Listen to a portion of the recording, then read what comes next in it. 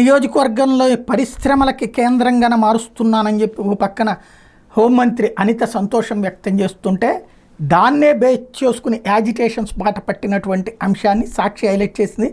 రాష్ట్ర హోంమంత్రి వంగలపూడి అనితకు సొంత నియోజకవర్గంలో రాజయ్యపేటలో మత్స్యకారుల నుంచి నిరసన శాఖ తగిలింది. రాజయ్యపేట, పెదతేనార్ల, దొండవాక గ్రామాల్లో CSR నిధులతో హెటిరో కంపెనీ చేపట్టిన పలు అభివృద్ధి పనుల ప్రారంభోత్సవానికి వచ్చిన మంత్రికి మత్స్యకారులు ప్లెకార్డులు చేతబట్టి నిరసన తెలిపారు.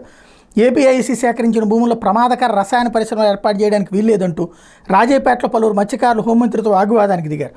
రాజయ్యపేట సమీపంలో బల్క్ డ్రగ్ పార్క్ ఏర్పాటు చేస్తున్నట్టు మీకెవరు చెప్పారని హోంమంత్రి ప్రశ్నిస్తే మీరే కదా పలు సందర్భాల్లో నక్కపల్లి మండలంలో bulk drug park, steel plant రాబోతున్నాయని త్వరలోనే శంకుస్థాపన చేస్తారని ప్రకటించారని గుర్తు చేయడంతో కంగుతిన్నారు. ఏపీఐసీ సేకరించిన భూముల్లో ప్రొక్లైన్లతో పనులు ప్రారంభించారు. నిర్వాసితులకు నష్టపరిహారం, R&R ప్యాకేజ్ చెల్లించకుండా పనులు ఎలా ప్రారంభిస్తారని నిలదీశారు. మంత్రిగా మీరు మత్స్యకారులకు అండగా ఉండాలన్నారు.